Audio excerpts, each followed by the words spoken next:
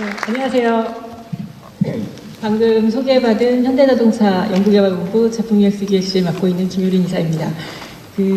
제가 HCI 코리아 거기서 이제 현대자동차에서 이제 자동차가 뭐 자율주행도 오고 그래서 이제 그 패러다임도 바뀌고 있고 그런데 어떤 이제 말씀을 드리면 좋을까 좀 많이 생각을 해봤는데 실제로 자동차가 그냥 이동 수단에서 이제는 우리의 삶 속에서 우리와 같이 동반자로서의 역할을 하는 이런 시대가 이제 열리고 있다라는 그런 말씀을 좀 드리고 싶어서 제가 좀 준비를 했습니다. 그래서 뭐 짧은 강연이지만 뭐 궁금하신 사항이나 이런 거는 또 뭐 더 디스커션 하는 기회가 많이 있을 것 같고요. 네, 시작해 보도록 하겠습니다. 먼저 현대자동차 남양연구소 그러면 많은 분들이 저한테 남양주 이렇게 말씀하세요. 그래서 남양주가 아니고 남양입니다. 경기도 화성에 있고요. 이렇게 생겼습니다. 뭐 처음 보시는 분들이 계실 수도 있는데 실제로 연구소 자체는 요 정도의 이제 건물들이 있고 이제 주행시험장입니다. 주행시험장이고 그리고 뭐 고속주행시험으로 이런 것들도 다 갖춰져 있습니다. 그래서 아시아 최대 종합연구소이고 실제로 차량과 파워트레인 그리고 프로토 자동차 이렇게 위장막 같은 거 씌워가지고 다니는 차들 많이 보시죠? 그 자동차까지 전부 여기서 같이 개발을 합니다. 네, 저는 지금 이런 곳에서 근무를 하고 있고 여기에서 이제 많은 연구원들과 매일매일 치열하게 이제 자동차 개발에 힘을 쓰고 있습니다. 그래서 자동차 역할이 원래 A에서 B 그러면 A라는 곳에서 B라는 곳으로 이동 이렇게 생각을 많이 하죠.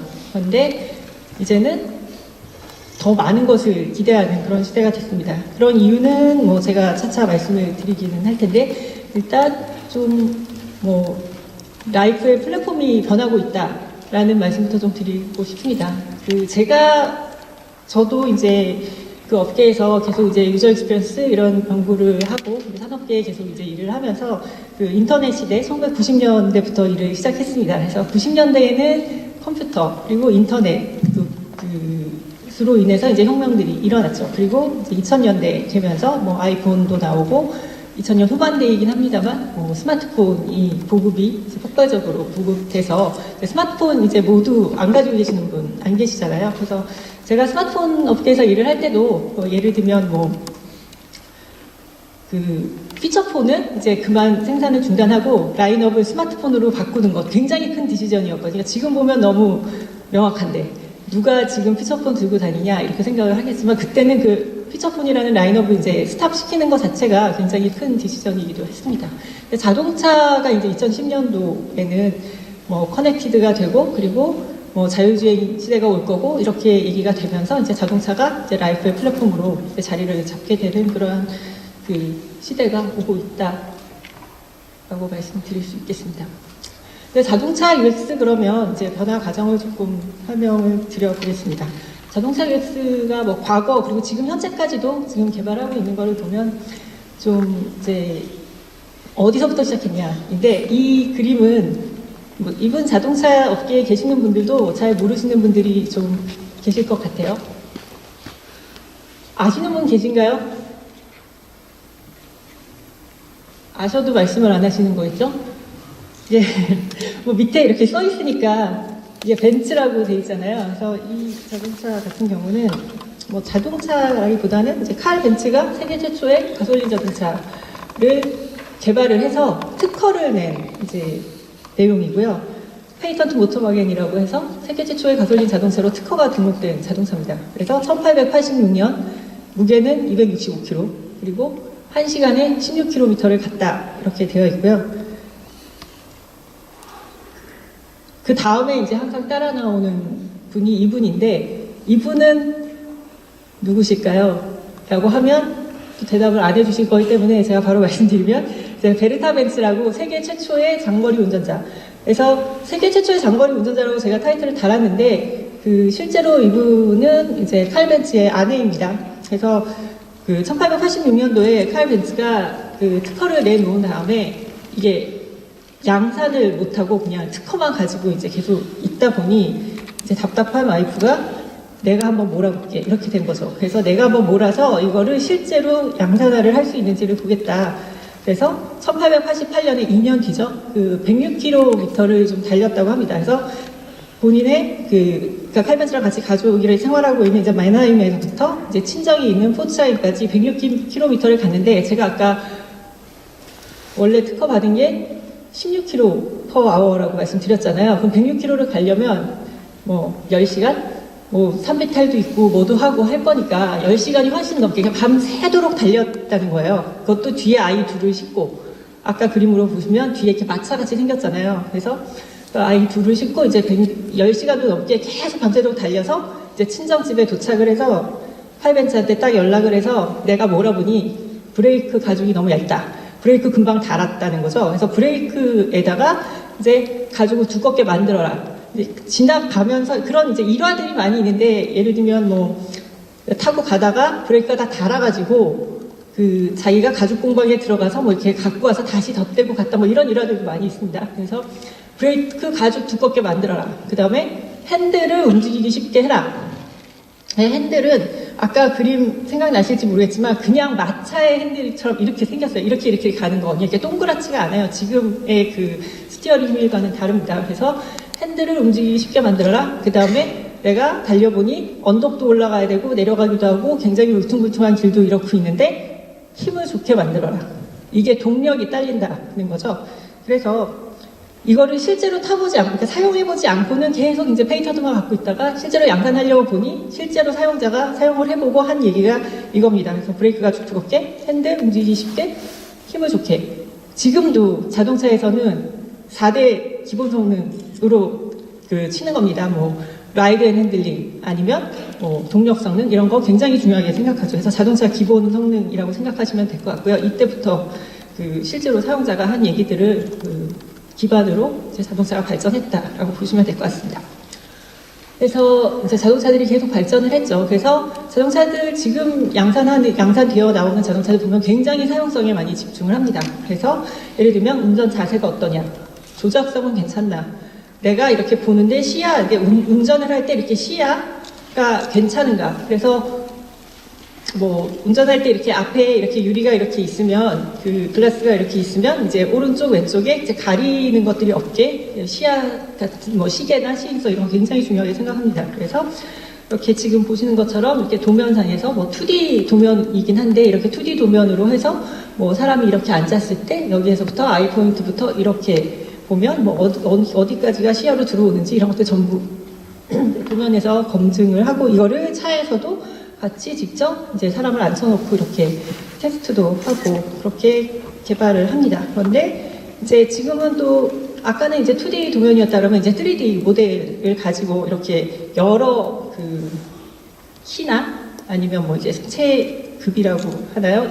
그거에 따라서 이렇게 앉아 있는 자세에 따라서 어떻게 사람들이 이제 뭐 이렇게 앞으로 이렇게 림포드에서 앉던가 아니면 이렇게 조금 더 이렇게 운전할 때 자세가 좀 더 뒤로 이렇게 해서 앉던가 이런 것들을 이제 다 테스트를 하고, 그랬을 경우에 이제 차 안에서 운전하면서 얼마나 이제 손이 이렇게 잘 닿는 곳에 조작기들이나 이런 거를 배치를 할 수 있냐, 이런 이제 핸들위치라던가 이제 거주성 이런 것도 같이 저희들이 뭐 테스트를 해가면서 개발을 하고 있습니다. 그리고 트렁크, 수납 공간 이런 것도 굉장히 중요합니다. 자동차 일단 내가 움직이면서 나랑 같이 움직이는 것들이 굉장히 많기 때문에 뭐 트렁크나 수납 공간이나 앉아서 내가 뭐를 할 수 있는 거, 그리고 운전을 하면서 무슨 일을 하는 거, 그런 거에 굉장히 많이 그 사용성은 많이 확인을 합니다. 그래서 이렇게 뭐 일례로 트렁크에서 뭐를 꺼낼 때도 사람의 뭐 키나 아니면 뭐 다리 길이 이런 것들을 이제 전부 이렇게 측정을 해서 어느 수준으로 돼야 이게 가장 편안한 자세로 할 수 있다, 이런 것들을 이제 인간공학적으로, 뭐 인체공학적으로 전부 메주얼을 해가면서 그렇게 개발을 하고 있습니다. 그런데 그 이후에 이제 기본적으로 저런 이제 사용성들이 확보가 되면 이제 이모셔널한 이제 감성이 들어가게 되겠죠. 그래서 이제 쉬운 사용을 넘어서 이제 오감적으로 어떻게 사용자들을 이제 플리즈 해줄 수 있을 것인가, 이런 것에 대해서 많이 고민을 합니다. 그래서 예를 들면 뭐 밤에 굉장히 깜깜할 때 이제 어두움 속에서도 이제 감성적으로 반겨줄 수 있는 그러한 이제 뭐 라이팅을 준다던가, 아니면 뭐 내가 차 안에서 이제 엔터테인먼트를 즐기고 있을 때 이때 나의 무드를 같이 이렇게 북돋아 줄 수 있는 그런 그 음악이랑 같이 사운드랑 같이 움직여질 수 있는 라이팅 아니면 뭐 이제 이런 어떤 감성을 줄 수 있는가 이런 것들 굉장히 많이 고민을 하고요. 그리고 실제로 주행할 때도 이게 내가 스포츠 모드로 달리고 있는 거냐 아니면 뭐 그 경제적인 모드, 그러니까 에코 모드로 달리고 있는 거냐 이런 거에 따라서 이제 주행 몰입감을 굉장히 확 극대화시켜주는 뭐 그러한 이제 클러스터라던가 뭐 그래픽이라던가 이런 것들도 많이 개발을 하고 있습니다. 그래서 이제 감성까지 왔는데 이제 감성 이제 뭐 오감 만족이다 이렇게까지 하는 뭐 단계까지는 굉장히 이제 잘 하고 있습니다. 모든 이제 다른 뭐 OEM 제조사들이 전부 그렇게 개발을 하고 있는데 이제 경험이라는 쪽으로 조금 들어가 보도록 하겠습니다. 자동차 저는 요즘 이렇게 자동차의 이렇게 그림자만 봐도 되게 예쁜 것 같아요. 계속 이제 자동차를 개발을 해서 그런지 모르겠는데 자동차를 보시면 자동차만 보고 개발을 했었던 때가 있죠. 근데 이제는 저희가 이제 사용자를 봅니다. 그래서 이 사용자가 어떤 상황에서 어떻게 쓰느냐 그리고 어떤 경험을 할 수 있느냐에 되게 굉장히 이제 집중을 합니다. 그런데 이게 운전자만 보면 안 되고 이 동승자가 또 누구냐에 따라서 또 굉장히 많은 그 변화가 일어나게 됩니다. 그래서 다양한 사용 환경이나 아니면 다양한 사용자 그리고 다양한 자동차를 어떻게 이제 개발을 했느냐, 해내느냐가 저희들이 가지고 있는 그런 숙제인데 차가 굉장히 많죠. 그 자동차 라인업을 보시면 이제 한 개발 회사에서 이제 개발해내는 자동차가 정말 엄청나게 많습니다. 예를 들어 뭐 테슬라 같은 경우는 이제 본인들이 그러니까 딱 개발하고자 하는 모델 하나 그리고 어떤 지역 이렇게 이제 개발을 하는데 이제 신생 기업일 경우에 이제 그게 가능한데 지금 현대자동차 같은 경우에는 이제 전 세계 전 지역의 전 사용자를 다 커버를 하고 있기 때문에 굉장히 많은 라인업에 대해서 이 자동차 하나하나에 대해서 어떻게 이제 정성을 기울일 것인가 그 사용자들을 어떻게 포커스를 할 것인가에 굉장히 많은 연구들을 하고 있습니다. 그래서 자동차에서 UX는 차종 기획부터 양산까지 이제 다양한 활동을 진행을 합니다. 그래서 플래닝 쪽이 있고요. 그리고 실제로 프로덕션을 하는 그런 부분으로 이제 개발 프로세스를 보면 그렇게 나눠서 개발을 하는데 이제 UX 같은 경우는 그 기획부터 양산까지 이제 다 같이 저희들이 활동을 하고 있습니다. 그래서 먼저 기획 부분 잠깐 말씀을 드리면 이제 아까 말씀드렸잖아요. 사용자들이 굉장히 다양한데 이 사용자들을 어떻게 맞춰줄 거야? 단지 사용성이나 감성이 아니라 어떤 경험을 주겠냐라는 부분을 이제 저희들이 연구를 하는데 제일 처음에 이제 이 차를 타는 사람이 누구냐, 그러니까 타겟 고객이 누구냐를 굉장히 심도 있게 연구를 하고 그리고 그 사용자가 자동차를 사용하는 이제 컨텍스트가 뭐냐, 그 다음에는 그러면 이 사용자가 이 자동차를 탐으로 인해서 얻게 되는 가치가 뭐냐, 그리고 그 다음에 그러면 그 가치를 줄 수 있는 사용자 시나리오가 뭐냐. 굉장히 익숙한 뭐 UX 개발 방법이라고 생각하시면 될 것 같은데 이거 자체가 굉장히 요 프로세스를 하기가 굉장히 어려워요. 그래서 예를 들어서 뭐 리서치를 하겠다라고 하면 지역별 차종별 이제 다양하게 진행을 하는데 여기는 북미입니다. 북미는 일단 뭐 보시면 알겠지만 도로가 굉장히 좋고 뭐 고속도로, 뭐 하이웨이 이런 게 굉장히 잘 돼 있고 뭐 그 사용자들끼리도 에티켓도 굉장히 잘 지키고 이런 상태죠. 그래서 북미 같은 경우는 사용자를 굉장히 중요하게 생각합니다. 그래서 이분 같은 경우는 저희가 뭐 북미에서 조사를 한다라고 하면 나이가 뭐 60세가 넘으신 분인데도 스피드 광인 이런 분이죠. 그래서 뭐 나는 막 차고로 걸어 나가서 차 보고 엔진 소리 듣고 승차 후에 스티어링 이런 거 경험하기 막 전체가 막 예술 작품이야. 나는 이런 차를 원해. 이런 분들 계시고요. 아니면 나는 그냥 맨날 뭐 자전거도 싣고 다니면서 이렇게 라이딩도 즐기고 이런 게 좋아. 이런 분들도 계시고. 전부 나이는 굉장히 많이 드신 분이 뭐 엠티 네스터이신 분이기는 한데 전부 이런 니즈들을 가지고 있습니다. 그래서 북미에서는 굉장히 사용자 개개인에게 니즈가 어떠냐를 굉장히 중심으로 이제 하고요. 예를 들어 중국이다. 그러면 중국은 일단 도로 환경 자체가 완전 다릅니다. 그래서 중국은 주행 환경 파악에 좀 더 집중을 합니다. 그래서 이렇게 자전거와 자동차가 같이 섞여 다니는데 그러면 자동차는 어떻게 개발해야 돼? 사용자한테 어떻게 편리성을 주면 돼? 이런 것들에 이제 뭐 집중을 하게 되겠죠. 그래서 주행 환경 자체는 굉장히 열악한데 거기에다가 뭐 공기까지 굉장히 나쁘다. 그러면 복잡한 운전 환경에 공기에 대한 불안감 이런 게 있는데 그러면 차 안에 들어오면 나는 굉장히 뭔가 안락하게 그리고 굉장히 쾌적한 이러한 환경을 주려면 뭐를 줘야 되냐 이런 것들 많이 고민을 하게 되겠죠. 그래서 뭐 중국의 뭐 사용자들 이렇게 만나보면 뭐 도로 엄청 복잡해서 안 좋은 것도 많고 그리고 오토바이 때문에 놀라고 그리고 가족들하고 뭐 함께 타면 더 주의한다 뭐 이런 얘기들 많이 하시고요. 그래서 저희가 실제로 북미에 나가는 차, 중국에 나가는 차 사양 전부 다 다릅니다. 그래서 그런 것들을 이제 그 사용자들에 맞게 저희들이 따로 관리를 하고요. 그리고 또 이런 것도 있습니다. 예를 들어 같은 i20, 그러니까 뭐 국내에서는 지금 i30가 판매가 되고 있는데 이제 유럽에는 저희가 i20라는 차를 이제 i30보다 조금 작은 차죠. i20를 개발을 하는데 국내에는 나가지 않고 서로 이제 유럽과 인도에 나가는 차입니다. 근데 같은 i20를 만드는데 유럽 고객하고 인도 고객하고 서로 다르게 만들어야 되거든요. 그래서 예를 들어 타겟 고객이다 그러면 이제 유럽 같은 경우는 20대 싱글 여성 그리고 나의 라이프를 굉장히 즐기는 그러한 싱글 여성인데 인도 같은 경우는 굉장히 고급차 그래서 나의 가족들하고 같이 타고 심지어 뭐 기사가 운전해주는 그러한 차일 수도 있고 그런 차로 개발이 되죠. 그래서 뭐 도로 환경 보시면 도심 개인용, 그러니까 도심에서 사용하는 개인용 차량이고 그리고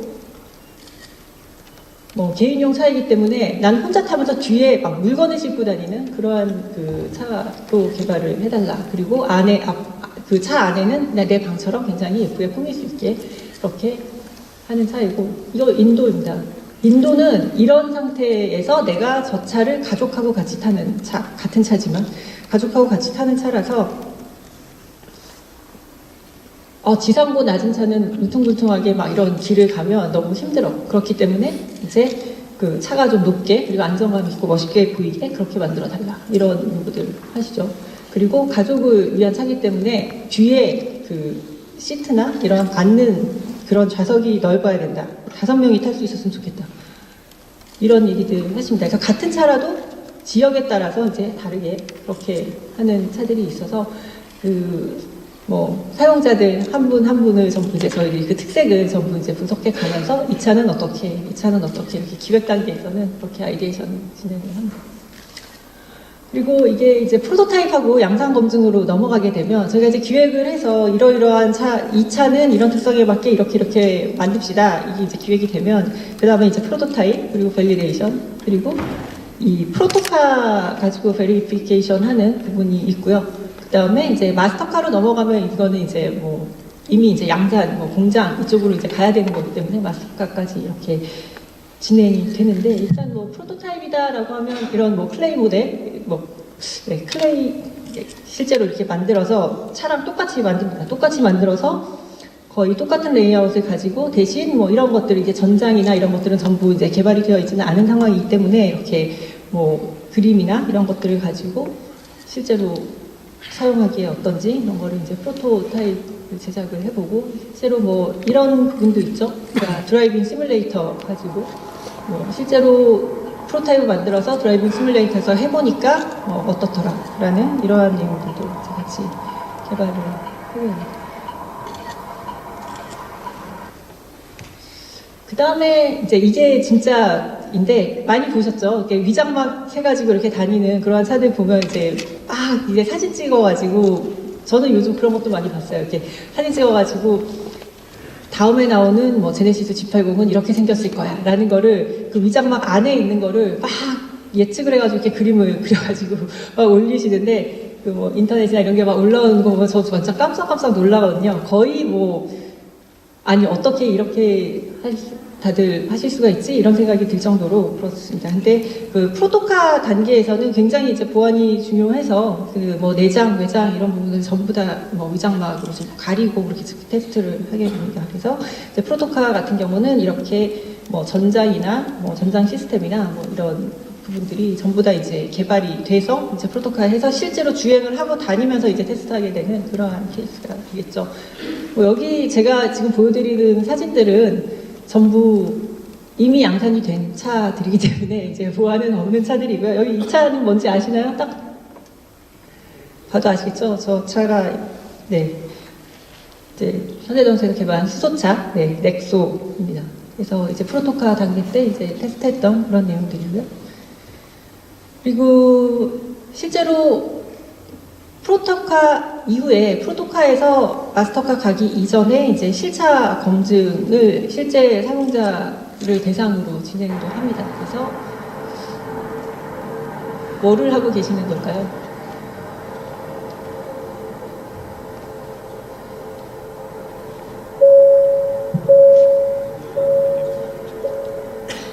And it just stops in the cell when it gets to the back. It wouldn't for a low curb.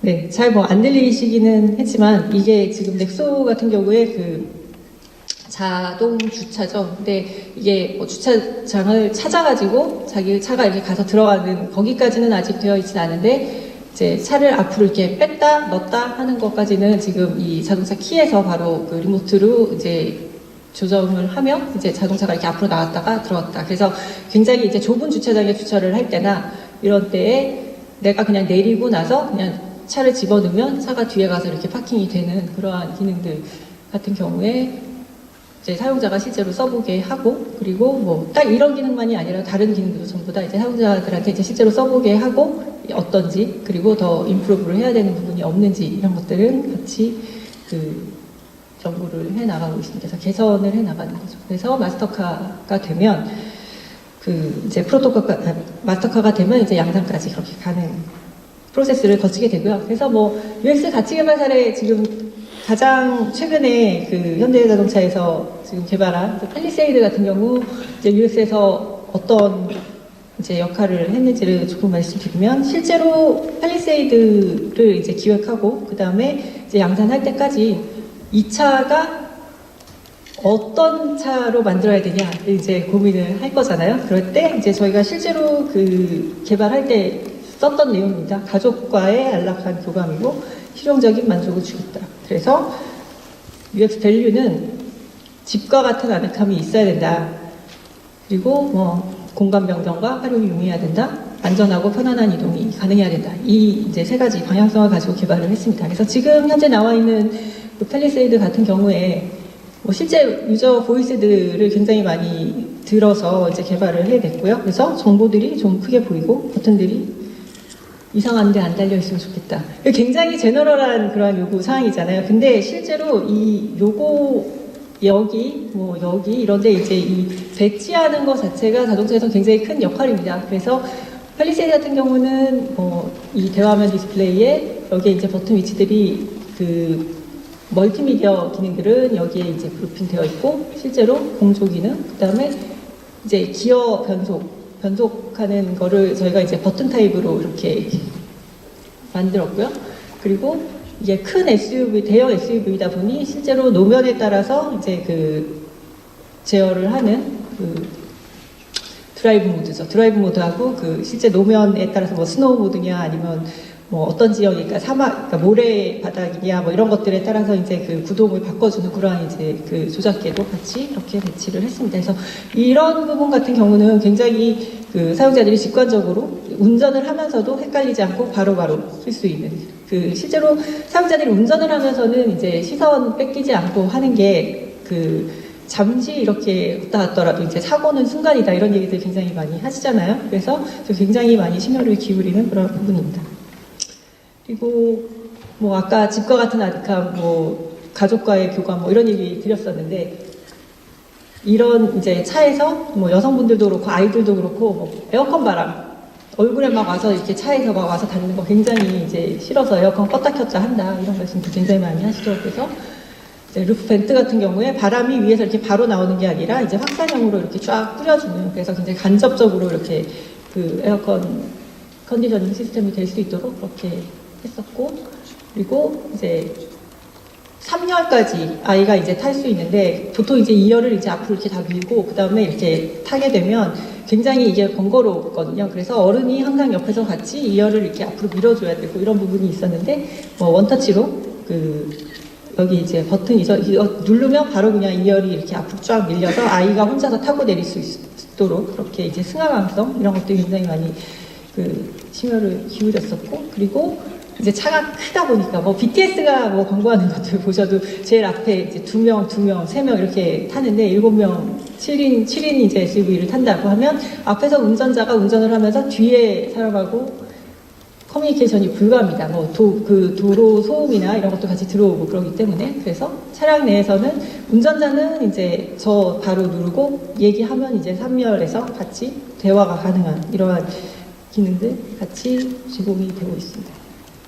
그래서 그래서 펠리세이드 같은 경우는 저희가 이제 UX 사용자들에 따라서 저런 이제 기능들을 전부 같이 주게 되고, 뭐 예를 들어 산타페였다 그러면 산타페는 내가 신뢰할 수 있는 나의 이제 가족의 동반자 같은 역할이라고 해서 이제 개발을 하게 됐었죠. 그래서 뭐 산타페에서는 굉장히 중요하게 생각했던 게 항상 가족이 타고 와이프가, 그러니까 보통 이제 주부가 아이를 학교에 통학을 해준다거나 뭐 학원을 통학을 해준다거나 이런 때 굉장히 많이 쓰시는 그런 차가 되겠습니다. 그래서 그런 부분 저희가 이제 사용자들 뭐 이제 관찰하거나 하면 뒤에서 이제 차가 이렇게 막 오거나 이럴 때 아이가 이렇게 내리는 거 굉장히 위험해 보이잖아요. 그러면서 이제 그러면 엄마는 이제 굉장히 많이 바빠지고 조심해서 내려. 근데 학원은 늦었으니까 빨리 내려. 뭐 이렇게 굉장히 아이한테 어떻게 하라는 건지 모르겠는 그러한 이제 이야기들을 하게 되죠. 그래서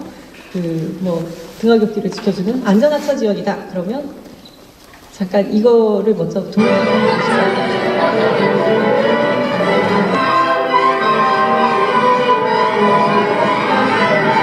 Santa Fe.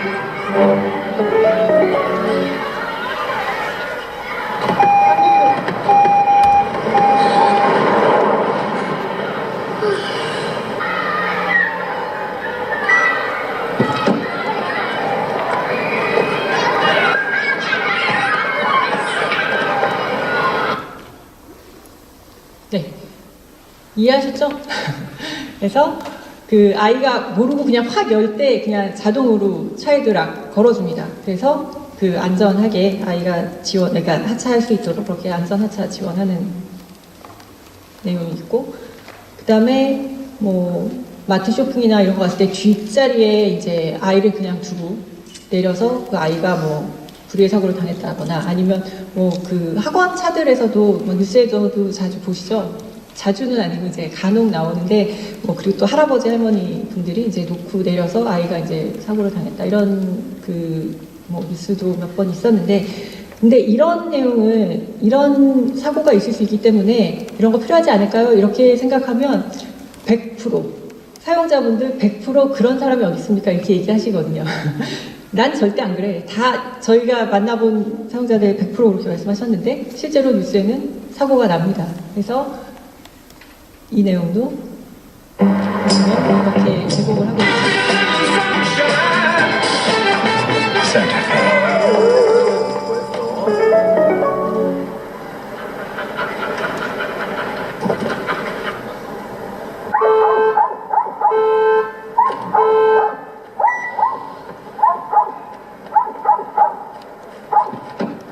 미안해. 놀랬지? 괜찮아, 괜찮아. 네, 그래서 산타페 같은 경우는 뭐 작년, 그러니까 2018년도 이제 2월에 출시가 됐었는데 실제로 UX에서 기획한 내용들을 뭐 광고까지 같이 이렇게 연결시킨 굉장히 좋은 사례가 되고 있습니다. 네, 여태까지는 이제 양산한 차에 대해서 이제 말씀을 드렸고, 그래서 이제 미래 자동차는 어떻게 될 거냐.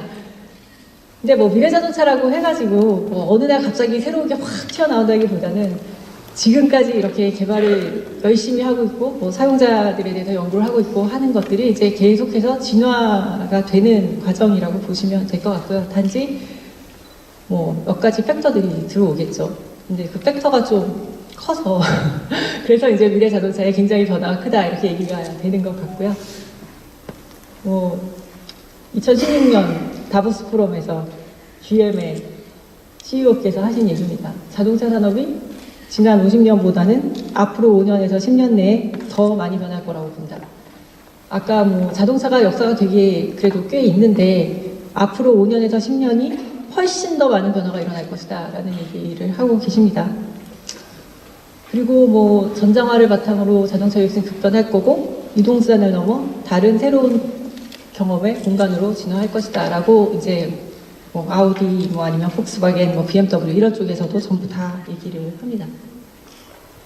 그래서 현대자동차의 미래 키워드 그냥 4가지로 요약을 하면 케이스인데 뭐 현대자동차만은 아닙니다. 제가 이거를 이렇게 써놓고 보니까 현대자동차가 아니네요. 그냥 자동차 산업의 미래 키워드라고 보시면 될 것 같고요. 일단 C 뭔지 아시는 분? 뭘까요?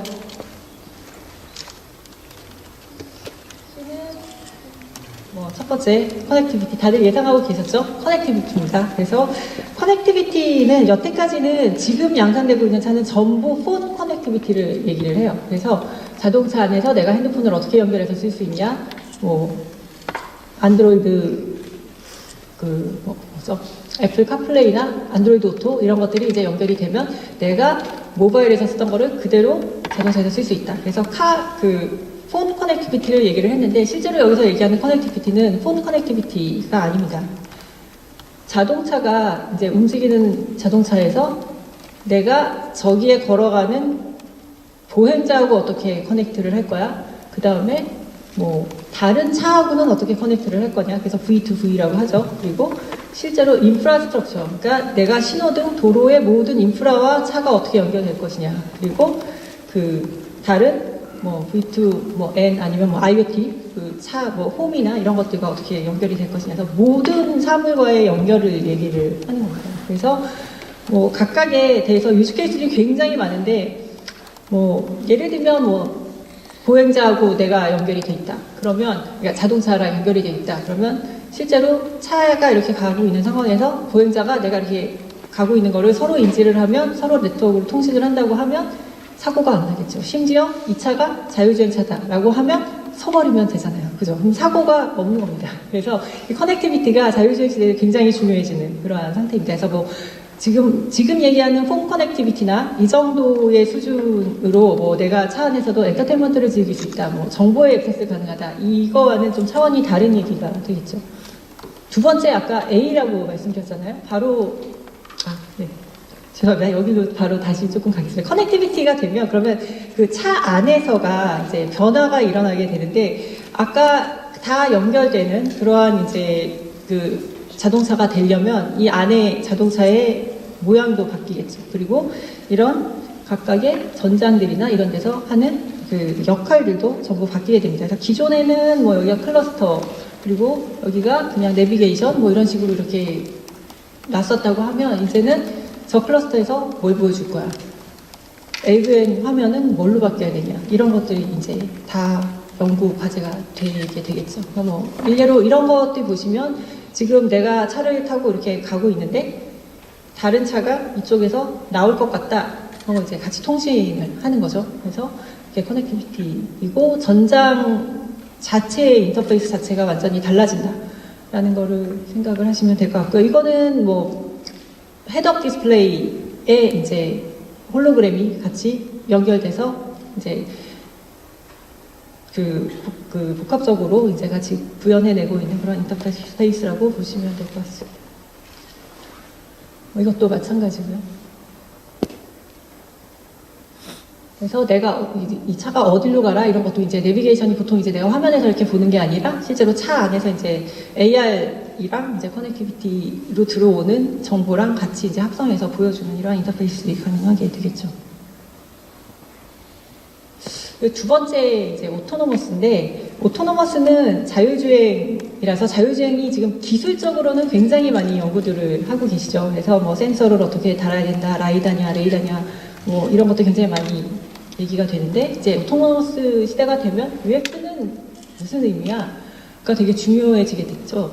이 그림 같은 경우 이게 벌써 제가 여기다 이렇게 달았는데 이게 1950년도에 나온 그림이거든요. 근데 이 그림 어디서 많이 보신 것 같지 않으신가요? 1950년도에 이제 어떤 그 전기 파워 회사죠. 그 전기 파워 회사에서 이거를 그 프로모션으로 이제 냈던 그림인데 지금 굉장히 많은 자동차 회사들이 자율주행 시대에 차는 이런 역할을 할 거야 라는 얘기들을 많이 하거든요. 그래서 뭐 자율주행 상용화 시대가 바로 눈앞에 와 있습니다. 여기는 이제 자율주행에 대해서 조금 그 뭐 이제 기술적인 얘기도 있고 이런 동영상인데 잠시만 좀 보시죠.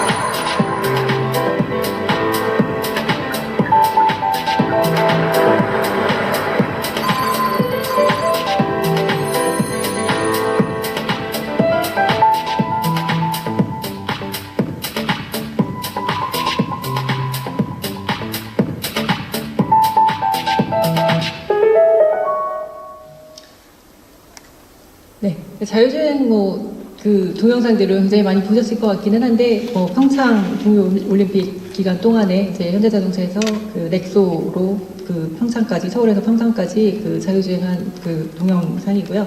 실제로 이때 이제 굉장히 맞닥뜨리게 되는 이제 상황들이 많은데 이제 뭐 보행자도 있었고 아까 잠깐 보셨잖아요. 이제 그런 부분들을 이제 어떻게 그 제어를 하면서 이제 자율주행을 하느냐인데 실제로 이렇게 됐을 때 그 인터페이스 측면으로는 내가 보행자를 인식을 한 걸 어떻게 알려줄 거야. 뭐 이런 것들이 굉장히 중요하게 되는 거죠. 이게 그렇다고 너무 많은 내가 이게 차가 인식하는 거를 전부 다 보여주는 것도 굉장히 좀 오버인 것 같고 이거를 어떻게 선별해서 내가 제일 필요한 순간에 필요한 것들만 보여줄 것인가 이런 것들 전부 연구 대상이 되고 있습니다. 그래서 뭐 다 아시죠? 이런 부분들은. 그래서 자율주행 5단계이긴 한데 실제로 우리들이 지금 집중하고 있는 거는 이제 아이즈오프하고 마인드오프가 될 경우에 어떻게 하겠냐의 부분이고요. 그 아까 자율주행 레벨 4다라고 얘기를 하면 이렇게 실제로 사용자가 개입을 하지 않아도 운전을 하고 갈 수 있는, 운전이 아니죠. 그냥 타고 갈 수 있는 그러한 이제 상태를 이야기를 합니다. 그래서 UX가 어떻게 바뀌겠냐? 아까 그림에 있었는데요. 그랬기 때문에 이런 거는 벌써 50년대에 이렇게 프로모션 뭐 포스터로도 나왔었고, 실제로 이런 사진들이 뭐 CES나 아니면 뭐 모토쇼 이런 데서 모든 자동차 OEM들이 굉장히 서로 앞다퉈서 우리는 앞으로 미래 자동차는 이렇게 개발할 거야 라는 그런 컨셉들을 많이 내고 있습니다.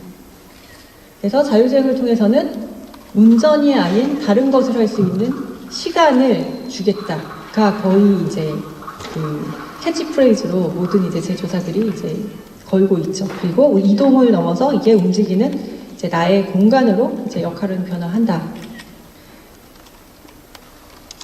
그리고 세 번째 S. 제가 S가 뭘까요? 라고 물어보려고 했는데 벌써 나왔네요. S는 이제 쉐어링입니다. 근데 쉐어링은 뭐 지금 여기 그림에 보시면 알겠지만 뭐 미국, 특히 뭐 실리콘밸리 이런 데는 그냥 가면 뭐 라스베가스도 마찬가지고 이제 가면 그냥 뭐 호텔이건 뭐건 전부 다 라이드 쉐어링으로 전부 되어 있거든요. 그리고 뭐 2,200만 대에서 1억 3천만 대로 2030년대까지는 라이드 쉐어링이 이렇게 폭발적인 증가를 할 것이다 라는 뭐 예측들도 나와 있고요. 메릴린치에서 나와 있죠. 그리고 뭐 실제 데이터도 2018년도에 이렇게 그 뉴욕시티, 그러니까 뉴욕 그 맨하탄 그 뉴욕시티에서 택시하고 우버하고 리프트의 사용 그 트립이 그 사용 빈도가 어디가 더 많냐. 이게 이렇게 벌써 우버가 이만큼 치고 올라가고 리프트도 계속 증가. 그리고 택시는 이미 우버보다는 훨씬 떨어지고 있는 그런 이제 분석 결과들도 있습니다. 그러면 뭐 쉐어링이라고 하는 게 그러면 자동차 OEM들한테는 무슨 의미냐? 가 굉장히 중요하겠죠. 그래서 쉐어링은 이제 위기라고 생각을 하면 위기이고 이게 기회라고 생각을 하면 또 기회입니다. 그래서 뭐 우버, 리프트 이런 데도 있고 뭐 현대자동차 같은 경우는 이렇게 지금 그 그랩이라는 뭐 동남 쪽에서는 굉장히 큰 그 쉐어링 회사인데 그런 쪽과 이제 같이 그 제휴를 해서 자동차를 공급을 합니다. 그래서 쉐어링 회사 같은 경우는 그 예를 들어 우버 같은 경우는 오토노머스 드라이빙하고 쉐어링을 합쳐서 우버 드라이버들이 지금은 우버 드라이버들이 이렇게 드라이브를 하면서 이제 그 프로핏을 쉐어를 하잖아요. 그 드라이버하고 그다음에 그 우버하고 쉐어링을 하는데 실제로 이게 오토노머스 드라이빙이 돼서 오토노머스 차를 OEM에서 공급을 하면 그 드라이버와 프로핏 쉐어링을 할 이유가 없는 겁니다. 그냥 자동차하고 그다음에 쉐어링 회사하고 이렇게 같이 프로핏을 나누는 그런 이제 여러 가지 이제 비즈니스 모델들이 그렇게 진행이 되고 있다. 그래서 자동차 OEM에서도 이제 쉐어링 같은 비즈니스 모델은 굉장히 큰 이제 기회로 그렇게 보고 있습니다. 일단 이 제네시스 스펙트럼이라는 게 있는데 한번 잠깐만 소개를 드려보겠습니다.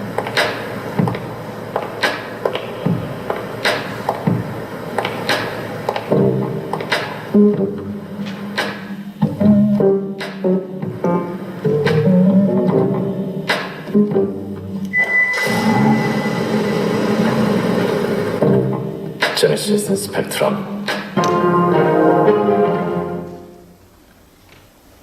보신 분 계신가요? 뭔지는 감이 오시나요? 네.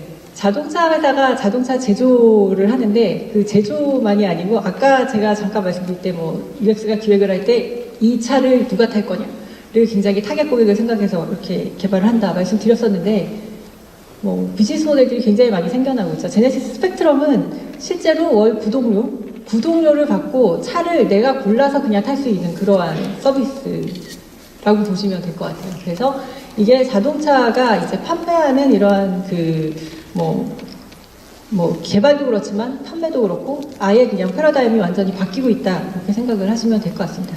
그래서 이게 뭐 제네시스만 하고 있는 건 아니고 다른 회사들도 그렇고 뭐 포르쉐나 이런 회사들도 이런 이제 서비스들 이제 구독료를 얼마를 내면 그러니까 서브스크립션 모델이죠. 그러니까 내가 구독료를 얼마 내면 내가 원하는 차를 탈 수 있다 이런 뭐 비즈니스 모델도 나오고 있습니다. 근데 네 번째 케이스에서 이제 E가 그 엘렉트리피케이션인데 전동화. 그래서 이번에 제가 제주도 오랜만에 굉장히 왔는데 아까 이제 공항에서 이렇게 오는데도 보니까 제주도 또 전기차가 굉장히 많이 보이더라고요. 그래서 전기차 타보신 분들 알겠지만 전기차 굉장히 조용합니다. 그리고 실제로 자동차에 있어서는 또 이 공간이라는 걸로 치면 굉장히 또 새로운 혁명이 일어날 수 있는 그런 이제 플랫폼이 되고 있죠. 그래서 이거는 그 자동차, 그러니까 니로 EV가 이제 500km 시승 동영상인데 제가 시간 관계상 이거는 그냥 넘어가겠습니다. 이건 유튜브나 이런 데도 많이 있기 때문에 한번 이제 정준하 씨가 이제 니로 EV 500km 동영상 찾아보시면 될 것 같고요. 넘어가겠습니다. 그래서 이제 제가 저기서 말씀드리려고 했던 거는 이제 그 항속거리는 전기차에서는 더 이상 문제가 안 된다라는 얘기고요. 일단 뭐 한번 다 완충하면 이제 500km까지 가는 그런 시대가 됐으니까 그렇고 여기서 조금 말씀을 드린다고 하면 이제 자동차 기존의 이제 내연기관의 자동차 같은 경우는 플로어가 이렇게 이제 엔진도 들어가야 되고 뭐도 들어가야 되고 들어가야 되는 게 굉장히 많죠. 그리고 항상 여기 이만큼 이제 터널이나 이런 것들이 있게 되는데 실제로 그 전기차가 되면 그 들어갈 뭐 엔진이나 이런 것들이 이제 다 빠지게 되는 거죠. 빠지게 되면 이만큼 이제 공간들이 남게 되는 거거든요. 그러다 보니 이제 테슬라 같은 경우도 전기차 되면서 앞에 프렁크가 이렇게 엔진이 드러내고 그리고 실제로 밑에 이렇게 플랫폼에서 깔렸던 것들이 없어지게 되면 이제 플랫한 플로어가 그냥 마룻바닥 같이 굉장히 이제 플랫한 플로어가 가능해지게 되는 그러한 그 부분이 이제 전기차에서는 자동차 내부적으로는 굉장히 중요한 그러한 팩터입니다. 그래서 같은 차이면 리빙 스페이스가 굉장히 많이 늘어나고 그리고 이 큰 차보다도 작은 차에서도 리빙 스페이스는 같이 가져갈 수 있다. 그 크기는 같이 가져갈 수 있다. 이게 굉장히 큰 장점이 됩니다. 그래서 뭐 이런 그림들이 가능하게 돼서 차 안에서 내가 그냥 마음대로 움직이면서 거주하면서 그리고 마룻바닥같이 플랫 플로어에 그냥 나의 리빙룸 같은 그래서 계속 뭐 스페이스룸, 리빙룸 이런 얘기들이 나오는 게 이제 이런 것들 때문에 가능해지게 되는 그러한 상태이죠.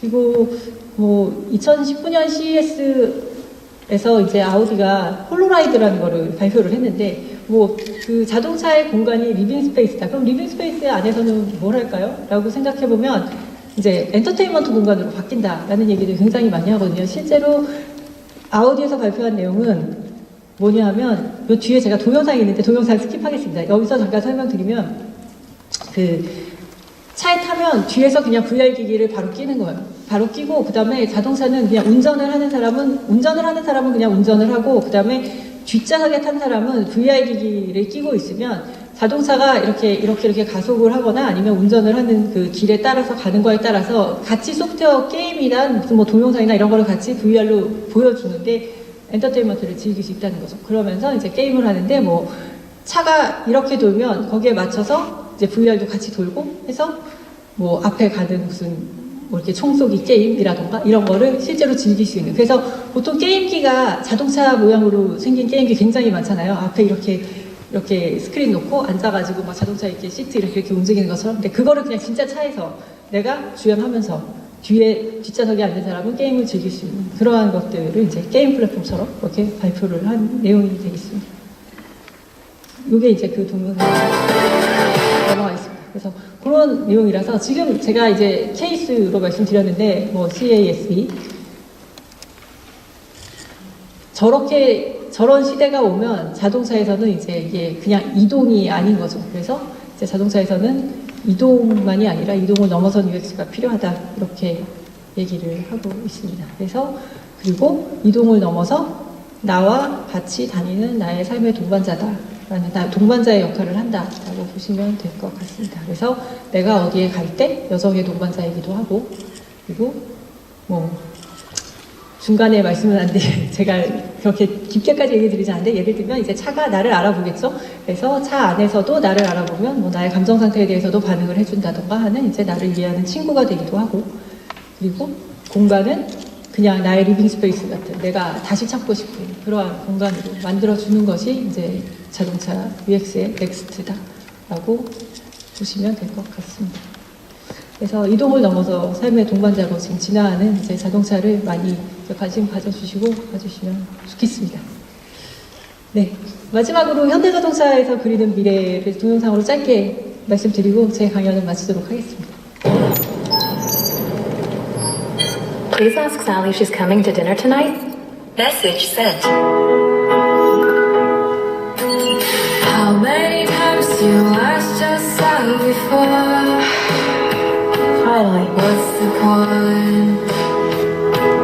Wasting time. Where shall we go? For how many Sally? times you stepped Switching to power nap mode. Make a point. You have a reason. You know. This is... We arrived at Parents' Place as scheduled. Huh. Only a few days left until family dinner. Please save it to my car. Yeah, right. Right. Oh, Sally. We thought you couldn't make it. Surprise!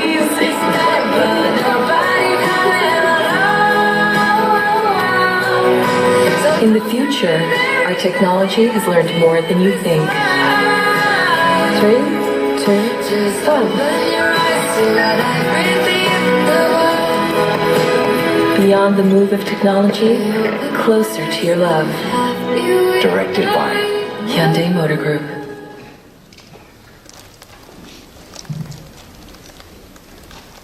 네, 연설해 주셔서 감사합니다.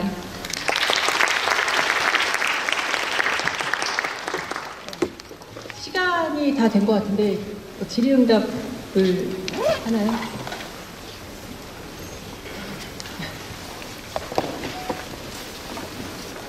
네, 저기 강연 시간이 이제 40분까지라서 뭐 추가로 궁금하신